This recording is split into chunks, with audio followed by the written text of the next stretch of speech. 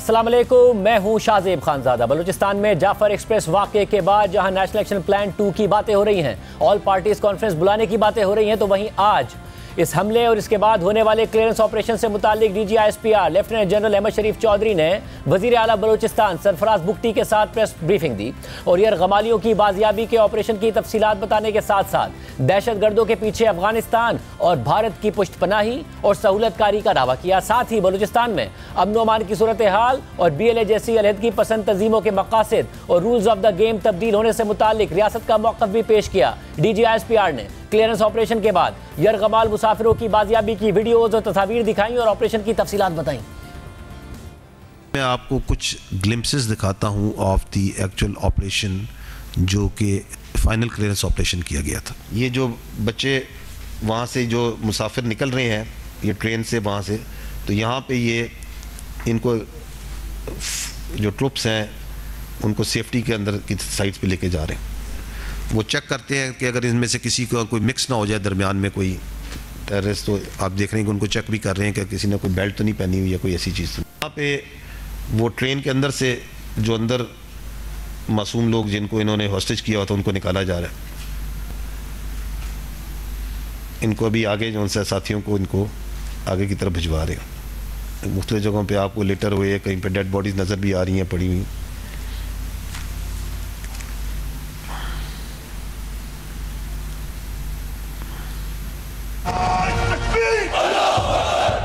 DGISPR ने बताया कि इस पूरे ऑपरेशन के दौरान BLA के दहशतगर्द अफगानिस्तान में अपने हैंडलर्स से राब्ते में थे। इस कार्रवाई का भी मेन स्पॉन्सर भारत है।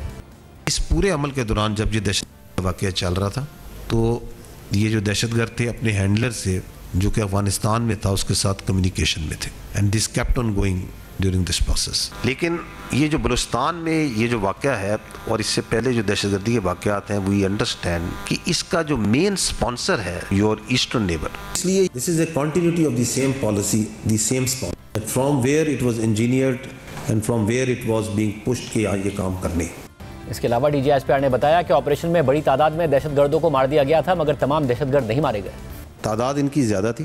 जब इन्होंने ट्रेन से उनको निकाल के हॉस्टेजेस कर लिए और बैठा लिए तो एक स्मॉलर ग्रुप को इन्होंने इधर छोड़ दिया एंड द लार्जर ग्रुप जो है that started moving towards back towards the, वो एक ख़ास डिस्टेंस पे आगे चले गए थे, तो दे वर एंगेज्ड। अब वो डिफरेंट पार्टीज़ में जा रहे थे and neutralised. In are assessment उसमें से वहाँ पे एक बड़ी तादाद उनकी जो सी है उसमें मारी गई, लेकिन not that all of them. और इसके अलावा जब ये जो ग्राउंड ऑपरेशन जहाँ पे आप कहेंगे ट्रेन के ऊपर ऑपरेशन हुआ, जहाँ पे जो स्नाइपर्स ने किया और बाद में ज़रार ने किया, इस कलेक्टिवली दिस ऑल इज 33 जो जहन्नम हासिल हुए। जो ये जा रहे थे आगे की तरफ वो खुद ये जा रहे थे जिनको हमने न्यूट्रलाइज किया, उनके साथ कोई हॉस्टेजेस नहीं थे। प्रेस ब्रीफिंग के दौरान वज़ीर आला बलूचिस्तान सरफराज बुगटी ने बताया कि 425 मुसाफिरों के टिकट जारी हुए थे। टिकट्स की तादाद और बाजियाब मुसाफिरों की तादाद में जो फ़र्क आ रहा है वो इसलिए हो सकता है कि कुछ मुसाफिरों ने सफ़र ही ना किया हो। ऐसा मुमकिन है कि एक दो मुसाफिर दोबारा दहशतगर्दों के हाथ लग गए हों। नंबर ऑफ पैसेंजर्स जिन्होंने टिकट इशू किए वो 425 थे। अब वो 425 ने टिकट जो इशू किए वो किसी भी स्टेशन पे बैठ सकता है, यानी किसी ने सिबी स्टेशन से बैठना था, किसी ने डेरा लायार से बैठना था, किसी ने आबे गुम से, किसी ने कहा, किसी ये बीच में सारे स्टेशन है। लाइकली ये भी होता है कि मैंने टिकट लिया लेकिन मैंने ट्रेवल नहीं किया। तो अब ये फिगर जो बीच में फर्क आ रहा है, कितने हॉस्टेजेस आ गए, रिकवर हो गए और इतनी शहादतें हो गई, बकाया जो फिगर है उसकी, ये might be this is the reason, but there are likely chances कि एक दो लोग जो भागे होंगे हो सकता है भटक गए हो सकता है दोबारा उनके हाथ लग गए हो सकता है वो सिक्योरिटी फोर्सेस पे। कल शाम को भी 2 बंदे FC की एक चेक पोस्ट पे आए। प्रेस ब्रीफिंग के दौरान DGISPR वज़ीर आला बलूचिस्तान ने इस वाक़े के बाद रूल्स ऑफ द गेम तब्दील होने के हवाले से सवाल का भी जवाब दिया।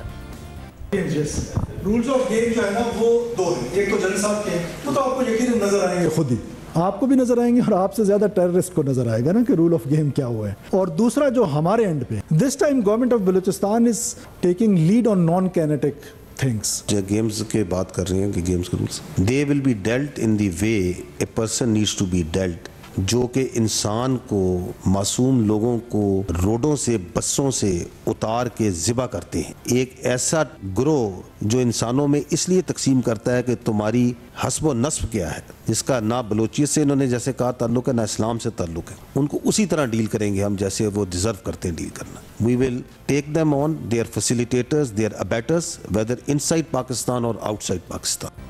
DGSPR ने यह भी बताया कि शहीद होने वाले 26 मुसाफिरों में से 18 का ताल्लुक फौज और FC से है, जबकि ऑपरेशन के दौरान भी FC के 5 एहलकार शहीद हुए। जबकि वज़ीर आला बलूचिस्तान ने यह मौक़िफ़ भी इख्तियार किया कि इस लड़ाई का ताल्लुक ना बलूचिस्तान की तरक्की से है और ना हुकूक से है, बल्कि ये खालिसतन दहशतगर्द हैं जो पाकिस्तान को तोड़ना चाहते हैं।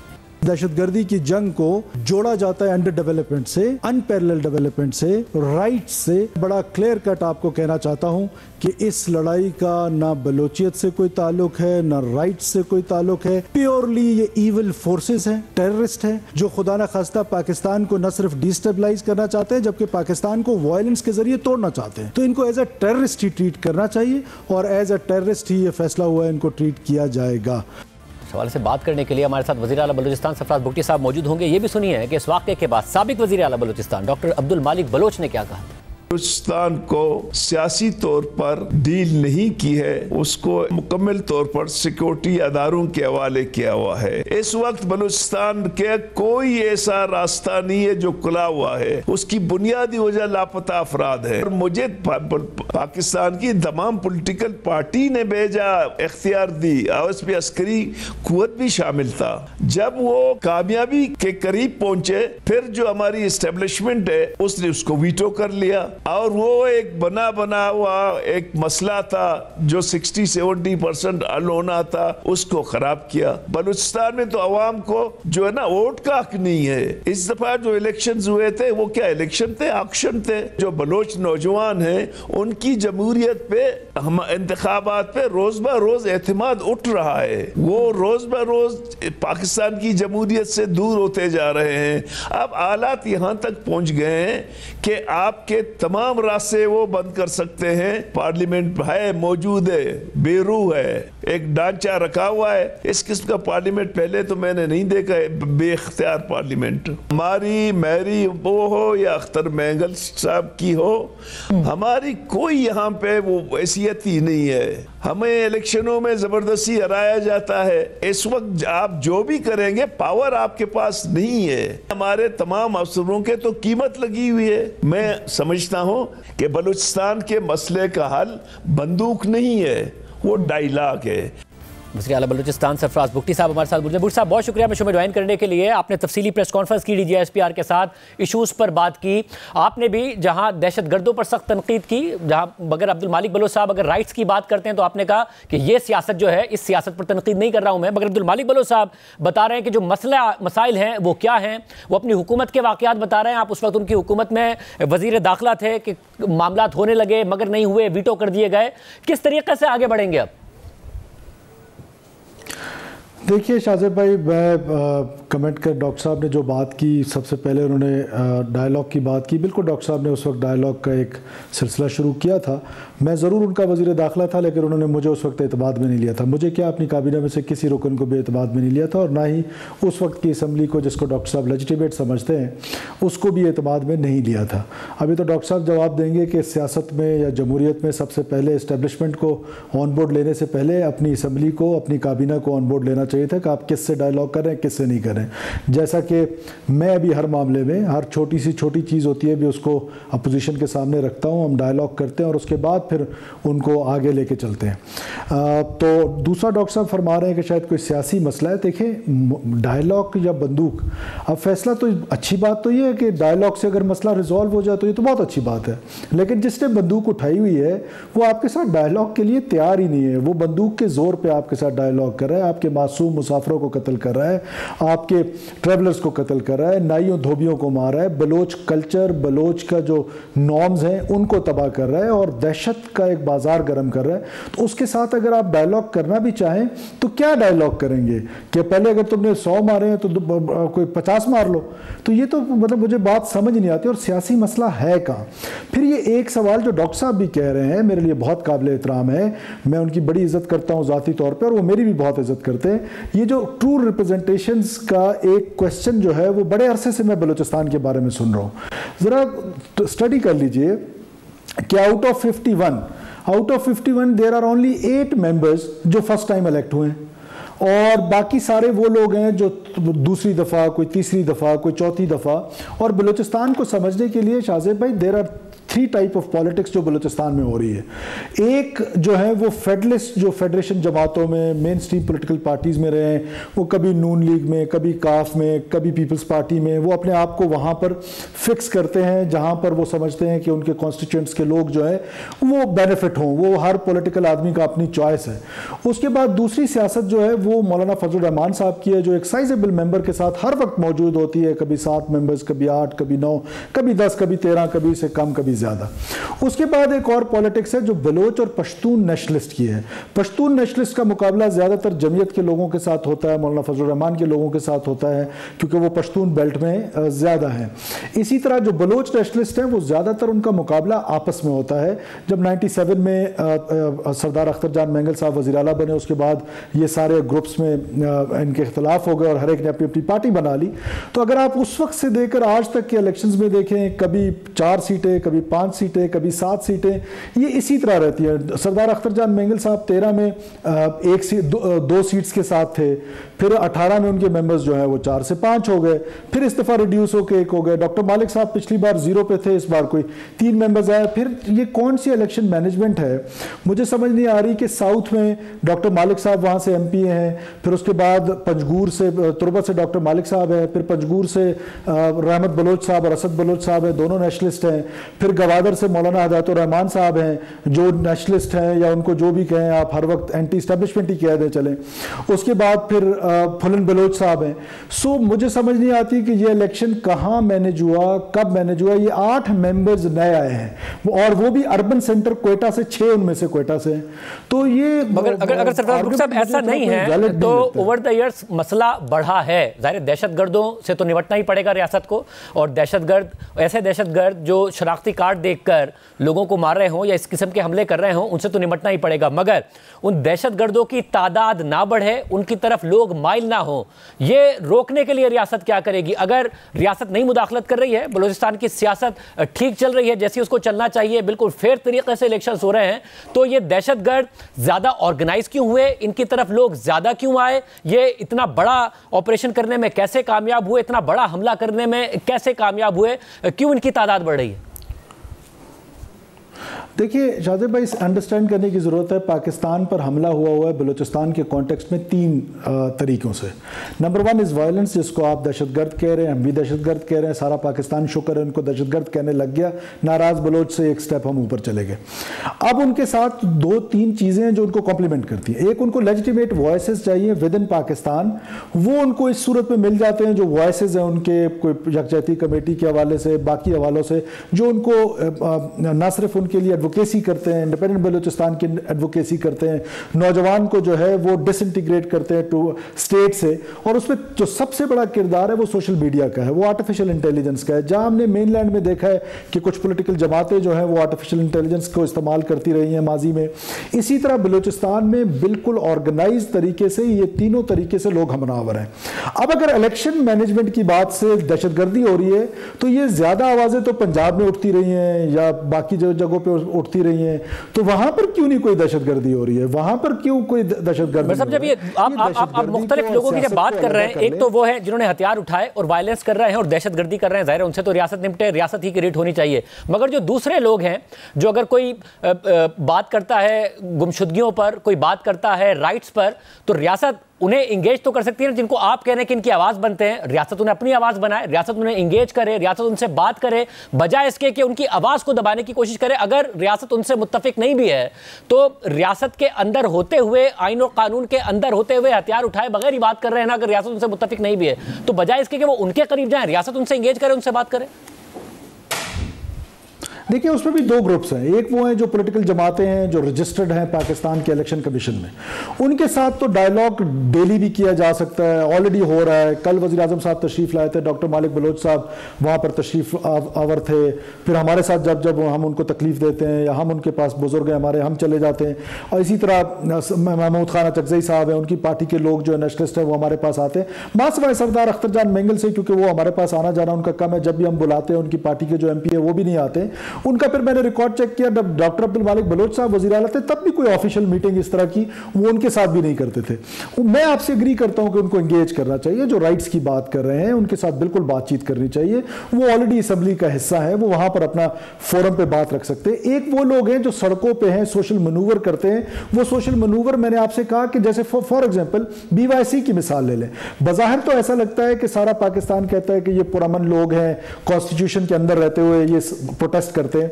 वही कॉन्स्टिट्यूशन जो उनको असेंबली का राइट देता है, वही कॉन्स्टिट्यूशन मुझे उस असेंबली को ऑर्गेनाइज करने का अख्तियार देता है। तो मेरा अख्तियार क्यों छीनते हैं जब मैं उनको कहता हूं यहां पर नहीं, यहां पर आप असेंबल हो। और फिर कॉन्स्टिट्यूशन जो है उसका आर्टिकल 5 क्या कहता है कि अब वो लॉयल्टी टुवर्ड्स स्टेट जो है वो अनकंडीशनल है। फिर वो करते क्या है जाजेब भाई, ये आप अंदाजा लगाएं कि वो जब जाते हैं, जहां जाते हैं, वहां पाकिस्तान के जब अपने जलूस जलसे कर रहे होते हैं, पाकिस्तान का झंडा जलाते हैं, इंडिपेंडेंट बलूचिस्तान के लिए एडवोकेसी करते हैं, एक बलूची में एक नेशनल ओथ लेते हैं जिसमें वो नेशनल ओथ में वो ये कहते हैं कि इंडिपेंडेंट तक हम आराम से नहीं बैठेंगे। मैं BYC की बात कर रहा हूं। तो BYC को तो आप इंगेज कर सकते हैं। जैसे मारक बलोच साहिबा हैं, उन्होंने बाकायदा तौर पर कहा कि हम वायलेंस के खिलाफ हैं, उन्होंने टेररिज्म का कहा कि हम इसके भी खिलाफ हैं। अगर आपके ये एतराजात हैं उनके ऊपर और उनके एतराजात हैं रियासत के ऊपर, तो एक दरमियान का रास्ता निकाला जा सकता है ना। हथियार तो नहीं उठा रहे वो, आप उनको इंगेज कर सकते हैं, उनसे बात कर सकते हैं, बजाय इसके कि रियासत उनके ऊपर भी वही कट्टा लगाए जो वो दहशतगर्दों पर लगाती है। उनसे भी बात करने पर, उनकी आवाज दबाने पर भी उतना ही जोर दिया जाए। उनसे तो बात की जा सकती है ना, कम से कम उनसे इंगेज किया जा सकता है, उनके तहफ़्फ़ुज़ात दूर करने की बात की जा सकती है। देखिए शाहजेब भाई, देखिए अगर वो एक तो उन्होंने कभी टेररिज्म को कंडेम नहीं किया, उन्होंने किया है। देखिए मारक बलोच साहिबा ने किया हुआ है, एक बाकायदा ट्वीट करके भी किया हुआ है। मतलब गुज़िश्ता बरस भी जब उन पर तनकीद हो रही थी, उन्होंने कहा कि हम हर किस्म की वायलेंस, चाहे वो एथनिसिटी, रेस, पॉलिटिकल या रिलीजियस एफिलिएशन के हवाले से हो, उसके मुखालिफ हैं और रूल ऑफ लॉ का ही हल है बलूचिस्तान के मसाइल का, उन्होंने कहा हुआ है। जी मेरी गुजारिश सुने, ये जो वाकयात हुए उनका उन्होंने आके पब्लिकली कहीं प्रेस कॉन्फ्रेंस नहीं की, कहीं उन्होंने आके इसकी मजम्मत नहीं की। मजम्मत से बढ़कर अगर कोई ह्यूमन राइट एक्टिविस्ट होता है ना, तो वो फिर विक्टिम्स की बात करता है। वो विक्टिम जो है, वो ये जो मुसाफिर हैं, क्या ये विक्टिम नहीं है? क्या ये पंजाबी जो बेचारे बार्बर्स को कत्ल किया जाता है, ट्रेवलर्स को कत्ल किया जाता है, डॉक्टर्स इंजीनियर्स को मारा जाता है, बलोचों को जो मारा जा रहा है मुखबरी के नाम पर, उनके बारे में क्यों ये खामोश रहती है? ये ह्यूमन राइट एक्टिविस्ट नहीं है, एजेंडा ड्रिवन है। लेकिन हैविंग सेड दैट, हमने कई बार उनको इंगेज किया है डिफरेंट लेवल्स पे, कहीं हमारे ऑफिशियल लेवल पे कमिश्नर्स और बाकी लोग इंगेज करते हैं, हमारे सीनियर मिनिस्टर हैं ज़हूर बुलेदी साहब, उन्होंने उनको इंगेज किए। हम उनको इंगेज करते रहते हैं और बार बार करेंगे, आइंदा भी करेंगे।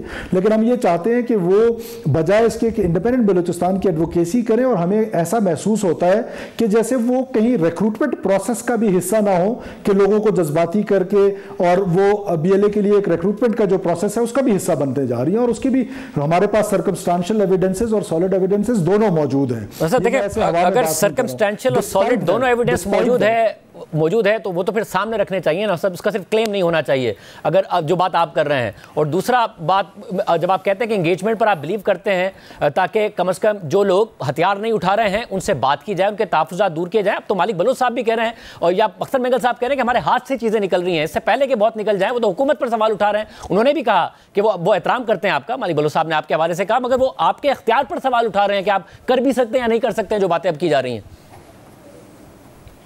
देखिए, मुझे समझ नहीं आ रही कि हम एक तो कंफ्यूज कर रहे हैं सारे इशू को।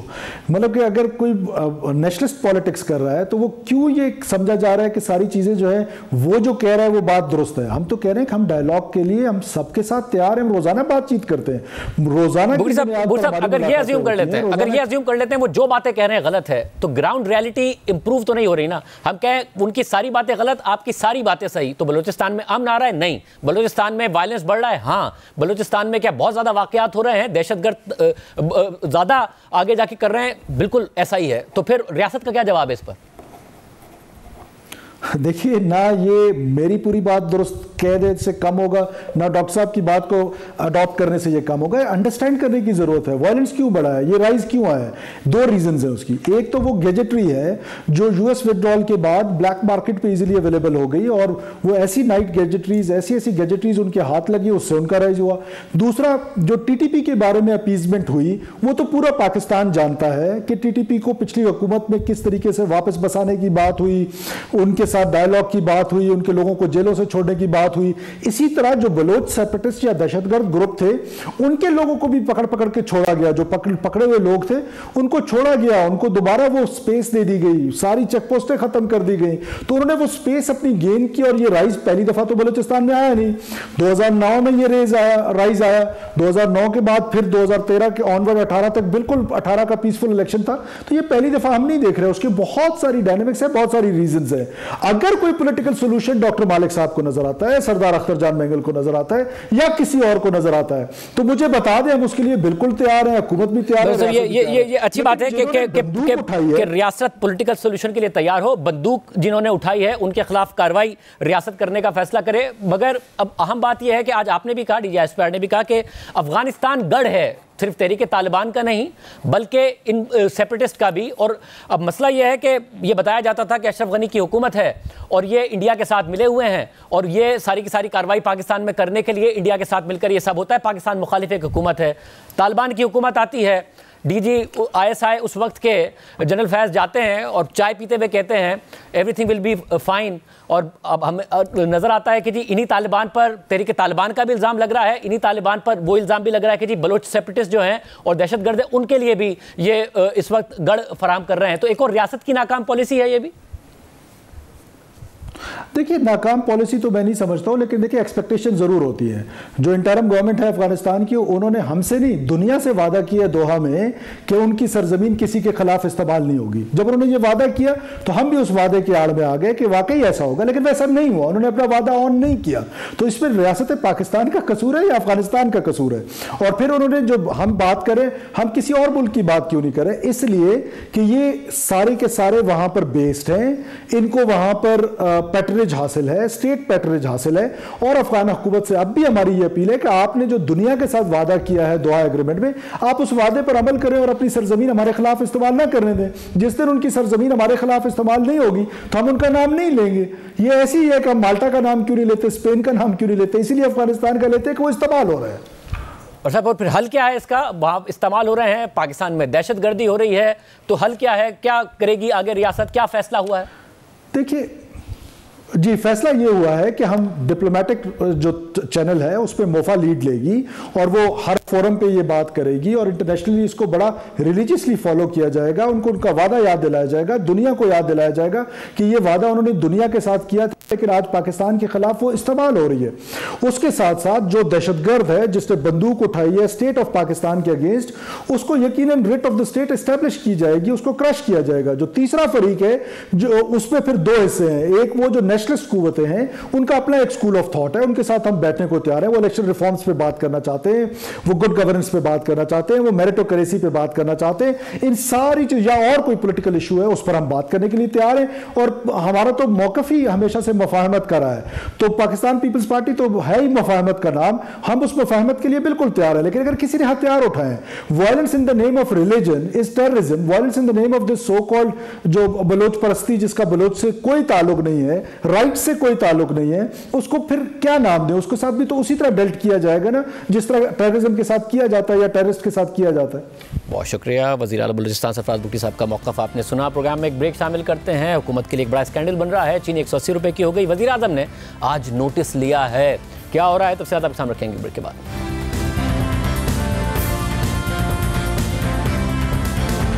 मुल्क में चीनी की मुसलसल बढ़ती हुई कीमतें एक बहरान का पता दे रही हैं और यह बहरान हुकूमत के खिलाफ एक स्कैंडल की शक्ल इख्तियार कर रहा है। और इस सूरत हाल का नोटिस लेकर वज़ीर आज़म ने इजलास मुनक्किद किया है। मुल्क में रमज़ान के दौरान चीनी की कीमतों में तेज़ी से इजाफा हुआ है और चीनी की औसत कीमत 14 रुपये 22 पैसे फ़ी किलो बढ़कर 180 रुपये तक जा पहुंची है। हुकूमत ने पहले 7.5 लाख मीट्रिक टन चीनी बरामद कर दी और अब कीमतों के बहरान पर काबू पाने के लिए खाम चीनी दरामद करने की खबर आई। आज खुद वज़ीर आज़म शहबाज शरीफ ने चीनी की खपत, रसद और कीमतों से मुताल्लिक इजलास की सदारत की है, जिसके लामिया में कहा गया है कि वज़ीर आज़म ने चीनी के ज़ख़ीरा अंदोज़ों और चीनी की कीमत में इजाफा करने वालों के खिलाफ कार्रवाई की हिदायत कर दी है और कहा है कि चीनी ज़ख़ीरा करने, कीमतों पर सट्टा लगाने और मसनूई इजाफे की इजाज़त नहीं देंगे। वज़ीर आज़म ने शुगर मिल्स के साथ चीनी की खपत और रसद की निगरानी के लिए रवाबित बेहतर करने की हिदायत करते हुए चीफ सेक्रेटरीज को चीनी की मुकर्ररा कीमत पर आवाम को फराहमी यकीनी बनाने की हिदायत की और कहा है कि मुनाफाखोरों और जखीरा अंदोजों के खिलाफ क्रैकडाउन करके रिपोर्ट पेश की जाए। मुल्क में चीनी की वाफिर मिकदार मौजूद है, मसनूई तौर पर बहरान की फिजा पैदा करने वालों को कानून के शिकंजे में लाया जाए। रमजान में आम आदमी का माफिया के हाथों कतन इस्तेसाल नहीं होने देंगे।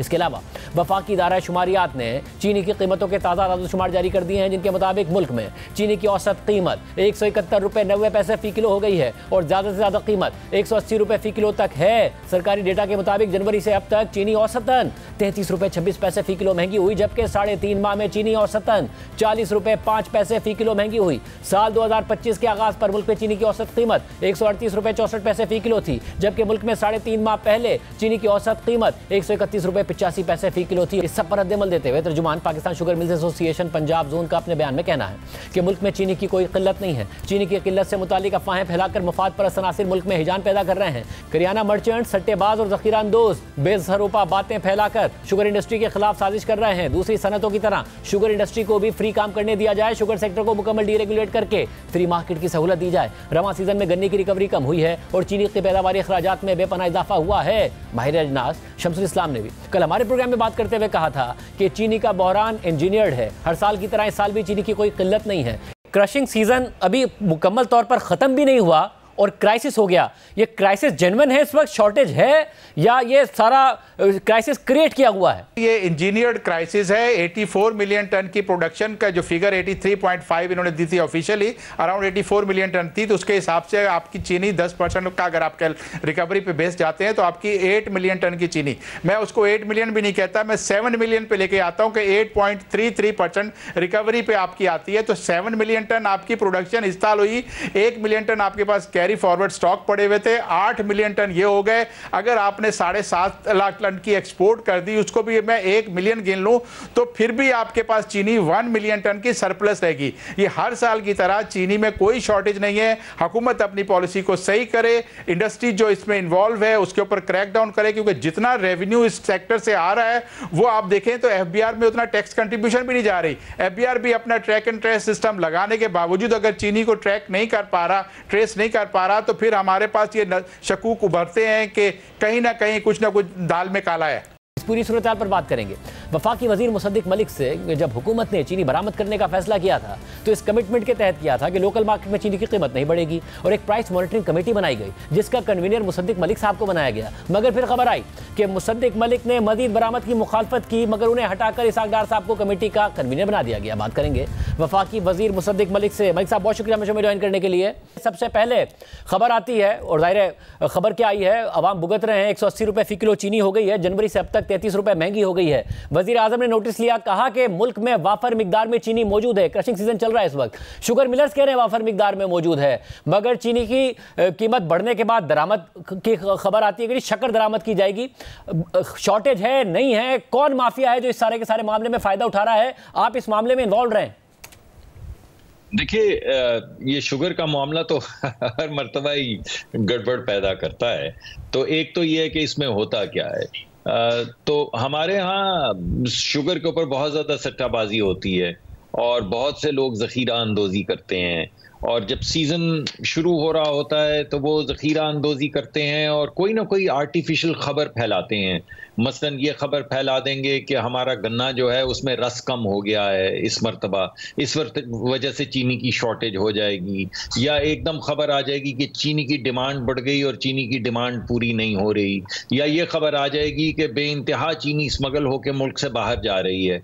इसमें चीज़ों में, बाज़ चीज़ों में तो हकीकत होती है, मगर ज़्यादातर ये खबरें फैलाई जाती हैं, और वो फैलाई इस वजह से जाती हैं ताकि मार्केट का सेंटिमेंट बदले, और वो लोग जिन्होंने ज़ख़ीरा अंदोज़ी की हुई है या वो लोग जिन्होंने सट्टे किए हुए हैं, वो एकदम जब कीमत बढ़े तो वो उससे फ़ायदा उठा सकें।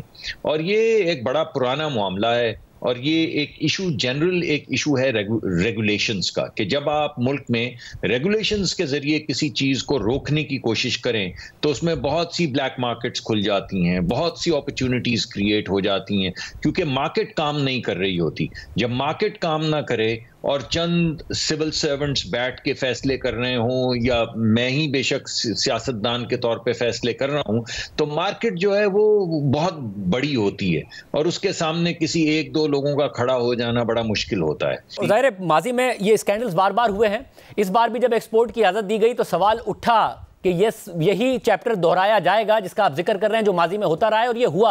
अब आप थे प्राइस मॉनिटरिंग कमेटी के, आपको कन्वीनर बनाया गया, उसके बाद ये खबर आती है कि आपने इस बात पर कहा कि बरामदी शराइत जो हैं इसकी खिलाफवर्जी करने पर शुगर मिलर्स पर आपने तनकीद की इजलास में, और आपने कहा कि कोटा मनसूख किया जाए चीनी बरामद करने के हवाले से। कुछ अरसे बाद खबर आती है कि आपने 1 अगस्त 2024 के इजलास में भी आपने मौक़िफ़ का इयादा किया कि बरामदी कोटा मनसूख किया जाए। ताहम बाद में जो कमेटी थी उसकी सरप्राइज से आपको वहां से हटा दिया जाता है, इसहाक डार साहब को लगा दिया जाता है, ये क्या हुआ फिर? देखिए, इसमें दो पहलू हैं। पहला पहलू ये है कि मुझे यही खतरा रहता है जिसका इजहार मैंने आपके सामने किया है, और तब भी मुझे खतरा ये नहीं था कि चीनी की शॉर्टेज हो गई, और चीनी की शॉर्टेज नहीं हुई। अभी आपने प्रोग्राम के इब्तदाई में भी बताया कि चीनी की शॉर्टेज नहीं हो रही, लेकिन जिस चीज को प्राइम मिनिस्टर ने मुझे कहा था कि आप बिल्कुल आहनी तौर पे आप उसको मॉनिटर करें, वो ये है कि मार्केट की कीमत ना बढ़ पाए, और अगर मार्केट की कीमत बढ़ने की तरफ या बढ़त की तरफ जाना शुरू हो तो फौरी तौर पे उसकी एक्सपोर्ट जो है वो रोक दी जाए। तो ये दो मुख्तलिफ मामलात हैं। एक मामला है कि चीनी की कमी ना हो, चीनी कहीं ज्यादा एक्सपोर्ट ना हो जाए, चीनी के ज़खायर में कमी ना आ जाए, और दूसरा ये कि मार्केट रिस्पॉन्ड कैसे कर रही है।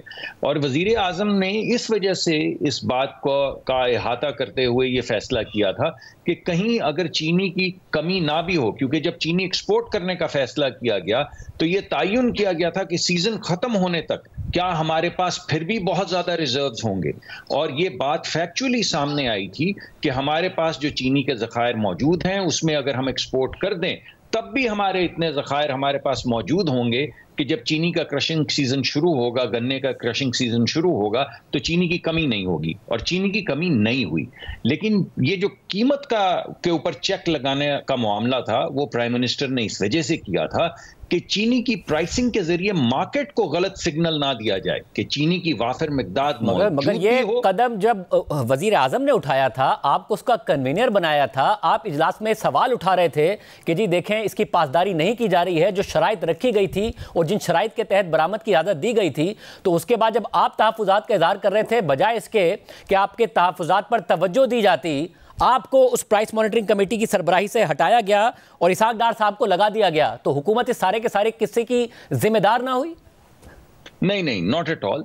देखिए, बात यह है कि जब मुझे प्राइस मॉनिटरिंग के ऊपर लगाया गया था तो उस वक्त ये देखना था कि इसको मॉनिटर किया जाए। जब हमने देखा कि प्राइस थोड़ी सी बढ़ रही है तो उस वक्त सोचा ये गया कि इस मामले को देखने के लिए जो हमारी वजारतें हैं वो उसमें इन्वॉल्व हैं। सिर्फ मेरी वजारत या सिर्फ एक बंदे का ये काम नहीं है, इसमें फूड सिक्योरिटी की वजारत भी है, इसमें हमारी इंडस्ट्रीज की वजारत भी है, इसमें और भी बहुत सी वजारतें हैं। तो जब ये इतनी ज्यादा वजारतों का मुरक्कब होता है और प्राइस मॉनिटरिंग जो है वो प्लानिंग करती है, तो प्लानिंग की जो वजारत है वो भी इसमें इन्वॉल्व है। तो फिर ये सोचा गया कि जब 5 या 6 वजारतों को सुपरवाइज करना है और एक अच्छे और अफसल तरीके से उसको आगे लेकर जाना है, तो कोई एक ऐसे होने चाहिए लीडर जिनकी ज्यूरिसडिक्शन मल्टीपल मिनिस्ट्रीज के ऊपर हो। तो मेरी ज्यूरिसडिक्शन तो एक ही वजारत के ऊपर है। इस वजह से 2 चॉइसेस थी हमारे पास। एक ये कि डेप्यूटी प्राइम मिनिस्टर साहब को बना दिया जाए क्योंकि वो डेप्यूटी प्राइम मिनिस्टर हैं तो तमाम वजारतें उनको रिपोर्ट करती हैं, और दूसरा ये कि प्लानिंग की वजारत को बना दिया जाए। तो उस वक्त वक्ती तौर पे ये फैसला किया गया कि डेप्यूटी प्राइम मिनिस्टर, ताकि वो तमाम वजारतों को यकजा करके एक ऐसी पॉलिसी बनाएं जो कारआमद साबित हो, तो उनको उसका चेयरपर्सन बना दिया गया। तो ये कदम कितना कारआमद साबित हुआ? वजीर आज़म नोटिस तो ले रहे हैं मगर खुद हुकूमत कैसे जिम्मेदार नहीं है जो कुछ मार्केट में हुआ उसकी? देखिए, एक बात तो ये है कि जब मैंने ये चीनी की एक्सपोर्ट को कहा कि इसको रोक दिया जाए और कुछ देर के लिए रुकी भी, उसकी वजह ये थी कि उस वक्त जो कीमत मुकर्रर की गई थी उसको चीनी की जो रिटेल की कीमत थी तजावुज कर रही थी। 140 रुपए थी, अब मुझे अच्छी तरह से याद नहीं, या 142 रुपए 140 रुपए एक्समेल और 2.5-3 रुपए के मार्जिन से आप लोगों ने कहा था कि ये होनी चाहिए। हाँ, 144 रुपए कुछ ऐसा नंबर था। तो जब वो 144 से 2 हफ्ते के लिए भी ऊपर गई तो फौरी तौर पे हमने कहा कि इसको ऊपर एक पाबंदी भी लगाई जाए और उसके बाद ये फैसला किया गया कि इसको मौसर करने के लिए डेप्यूटी प्राइम मिनिस्टर को इसका सरबराह बना दिया जाए। तो अगर आप उसके बाद के आने वाले एक हफ्ते देखें तो एकदम चीनी की प्राइस नीचे आ गई थी। तो दोबारा जो पाबंदी रिलैक्स की गई वो इस वजह से की गई थी कि जो टारगेट प्राइस हमने जिसका तयन किया था चीनी की प्राइस उस रिटेल में उससे नीचे आ गई। तो अगर आप मुझसे ये पूछ रहे हैं कि ये मल्टी मिनिस्ट्रीज को इकट्ठा करने के लिए जो डेप्यूटी प्राइम मिनिस्टर को लगाया गया था, क्या वो मौसर फैसला था? तो मैं समझता हूं बहुत मौसर फैसला। आपके तहफुजात का क्या हुआ? जो आपके तहफुजात थे उसका क्या हुआ? जी, वक्ती तौर पे मेरे ख्याल है कि कुछ उसमें पाबंदी लगी थी, मुझे अब याद नहीं, मेरे पास वो कागज या फाइल नहीं है, मैं ऐसी बात नहीं कोई करना चाहता जो बात में गलत साबित हो, लेकिन वक्ती तौर पे उसके अंदर एक तातुल आया था, फिर इन्फोर्समेंट के जरिए उस प्राइस को नीचे लाया गया था। जब प्राइस नीचे आ गई तो दोबारा से फिर एक्सपोर्ट की कुछ इजाजत दी गई थी। तो ये जो हमारा असल जो पाकिस्तान का मामला है, जो प्रॉब्लम है, वो चीनी की जखीरा नहीं है, चीनी की क्वांटिटी नहीं है, गन्ने का शुगर कंटेंट नहीं है, वो ये खबरें हैं जिनको ट्रिगर के तौर पे जखीरा अंदोज और सट्टाबाज इस्तेमाल करते हैं। तो मुझे मतलब इसका इलाज ये नहीं है कि जब अब नए फाइनेंस मिनिस्टर हैं वो बार बार बात करते हैं कि जी गवर्नमेंट को निकलना चाहिए इस बिजनेस से, चाहे वो वीट का बिजनेस हो, गंदम का बिजनेस हो, चावल की आमतौर पर मिसाल दी जाती है कि जी वो डीरेगुलेटेड है, देखें वो अच्छा परफॉर्म करता है, पाकिस्तान को एक्सपोर्ट अर्निंग्स भी कमा के देता है। शुगर क्योंकि ज़ाहिर चीनी की जो मिलें हैं वो बहुत सारे सियासतदानों की हैं, किसी भी हुकूमत में हो वो कहीं ना कहीं से इसको मुतालबा अब जरूर आ रहा है कि जी डीरेगुलेट कर दे, मगर रेगुलेट करना ही उनको बेनिफिट करता है, चाहे वो गन्ने की सपोर्ट प्राइस हो ताकि काश्तकार गन्ना उगाएं, फिर आगे जाके एक्सपोर्ट की परमिशन उसमें भी गवर्नमेंट इन्वॉल्व, फिर आगे इंपोर्ट की परमिशन उसमें भी हुकूमत इन्वॉल्व। तो बेहतर नहीं है कि मुकम्मल तौर पर डीरेगुलेट किया जाए इसको, मार्केट फोर्सेस पर छोड़ा जाए इसको, ताकि इस तरीके से ना भुगत रहे हो बार बार। वो अंग्रेजी में कहते हैं ना जी, from your mouth to God's ears. तो ये बिल्कुल वही बात आपने, यानी आपने कोई बात छोड़ी नहीं जो मैं कह सकूं। देखिए, हमारे पास 2 लाया अमल हैं या 2 स्ट्रैटेजीज हैं। एक तो लाया अमल ये है कि इसको कंप्लीटली डीरेगुलेट कर दिया जाए, या ना इंपोर्ट करने पे कोई पाबंदी हो ना एक्सपोर्ट करने पे कोई पाबंदी हो, जिसका नतीजा ये निकलेगा कि पाकिस्तान में जो चीनी की कीमत है वो किसी भी वक्त में बैनुल अक़वामी चीनी की कीमत और ट्रांसपोर्टेशन कॉस्ट यानी शिपिंग कॉस्ट जो है उससे ज्यादा नहीं होगी। जब भी जरा ज्यादा होगी बाहर से चीनी इंपोर्ट हो जाएगी, बाहर की मंडी में जब भी कीमत नीचे जाएगी या कीमत बढ़ेगी तो पाकिस्तान से चीनी बाहर जानी शुरू हो जाएगी। तो हर वक्त पाकिस्तान में 5-10 दिन के तातुल से पाकिस्तान और बैनुल अक़वामी मंडी की कीमत यकजा होगी। पाकिस्तान में हर वक्त कीमत जो है वो बैनुल अक़वामी मंडी की कीमत और ट्रांसपोर्टेशन कॉस्ट के बराबर होगी। तो मार्केट क्लियर आउट होती रहेगी, कभी कोई जखीरा अंदोजी नहीं कर सकेगा, कभी कोई सट्टेबाजी नहीं कर सकेगा। तो कीमत जो है वो एक तरह से उसमें ठहराव आ जाएगा, बैनुल अक़वामी मंडी के साथ साथ चलेगी। उसमें गन्ने की प्राइस को भी डीरेगुलेट फिर करने की जरूरत है, क्योंकि हम अगर ये कहें कि गन्ना जो है वो तो 10,000 रुपए का होगा लेकिन चीनी की कीमत जो है वो 800 रुपए होनी चाहिए, तो ये नहीं हो सकता। फिर गन्ना भी जो है जितनी जरूरत होगी मिलों को वही तयन करेंगे कि गन्ने की कीमत क्या होगी, उसके एक्सचेंजेस भी खुल सकते हैं, उसको बेहतर करने के तरीकाकार भी सामने लाए जा सकते हैं। तो एक तो ये तरीका है जो आपने फरमाया, आप ही ने ले आउट किया, मैंने सिर्फ उसकी कुछ तफासील जो है आपके सामने रखी। दूसरी स्ट्रैटेजी ये है कि बिल्कुल जो हतमी तौर पे ये फैसला कर लिया जाए कि पाकिस्तान ना इंपोर्ट करेगा ना एक्सपोर्ट करेगा। उसका नतीजा क्या निकलेगा? उसका नतीजा ये निकलेगा कि इस वक्त अगर हमारी जो जरूरत है, और ये हकीकत है कि जो हमारी प्रोडक्शन कैपेसिटी है वो हमारी जरूरत से ज्यादा है, तो अगर हम ये कह दें कि बिल्कुल एक्सपोर्ट की इजाजत नहीं, हतमी तौर पे दी जाएगी, तो जो इनएफिशिएंट मिलें हैं वो बंद हो जाएंगी। तो पाकिस्तान में लगभग उतनी ही मिलें रह जाएंगी जितनी पाकिस्तान की चीनी की जरूरत है। मगर मेरा ख्याल है कि जो आपने पहला तरीकाकार तजवीज़ किया है वो ज्यादा बेहतर तरीकाकार है। इसमें भी कुछ फर्क पड़ जाएगा, कभी चीनी कम पड़ जाएगी, कभी थोड़ी ज्यादा पड़ जाएगी। उस वक्त फिर हम जब ज्यादा पड़ेगी तो एक्सपोर्ट की इजाजत नहीं देंगे, जब कम पड़ेगी तो इंपोर्ट की इजाजत नहीं देंगे, और या हुकूमत को कहेंगे कि सिर्फ हुकूमत ही इंपोर्ट करे। तो ये मेरे ख्याल में थोड़ा सा ब्यूरोक्रेटिक तरीका है और पुराने जमाने का तरीका है। तो नए जमाने के हवाले से, मार्केट फोर्सेस के हवाले से, प्राइवेट सेक्टर के हवाले से जो पहली आपकी तजवीज है वो अफजल तरीन तजवीज है कि इसको। और फिर मुसल्ली साहब, इसमें रुकावट कौन है इस तजवीज पर? अगर आप भी कह रहे हैं कि बहुत अच्छी तजवीज है, खुद फाइनेंस मिनिस्टर भी इस बात पर बिलीव करते हैं, बार बार के जो शुगर के क्राइसिस हैं उसमें हमने ये सीखा है कि ये होना चाहिए, तो शुगर मिलने से अगर खुद भी कह रहे हैं तो फिर इसमें रुकावट क्या है? कौन रोक रहा है ये काम करने से? मेरा ख्याल है जी कि ये तजावीज़, ये जो अभी हमारे सामने कुछ मामलात आए हैं, तो इन पे बड़ी एप्लीकेशन ऑफ माइंड के साथ इन तजावीज़ पे गौर किया जा रहा है। और बहुत जल्द, मैं उसको जंप नहीं करना चाहता कि मैं कोई ऐसा आपके सामने ऐसी बात करूं जिससे मार्केट को तासुर मिले कि हम किसी ख़ास डायरेक्शन में जा रहे हैं।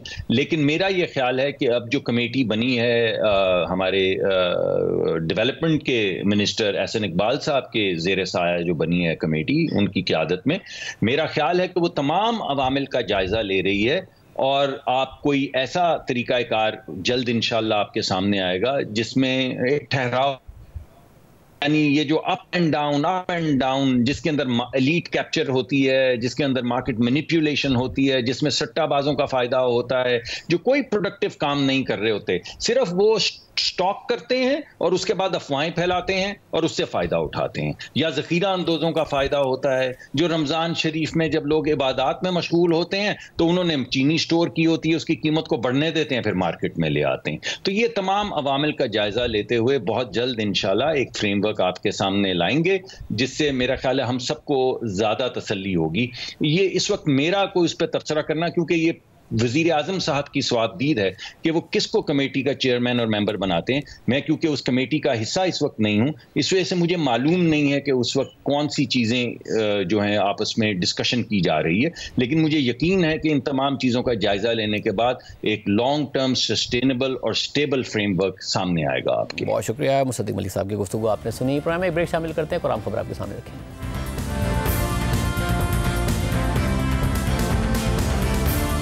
TCF यानी दी सिटीजन्स फाउंडेशन 30 साल से पाकिस्तान में तालीम के जरिए मस्बत तब्दीली लाने के लिए मसरूफ़ है और इदारे का मकसद पाकिस्तान में गरीब बच्चों के लिए ऐसे स्कूलों का क़याम मुमकिन बनाना है जहां आला तालीम के साथ साथ बच्चों को स्कूल यूनिफॉर्म्स और किताबें इंतहाई कम कीमत में फराहम की जाएँ।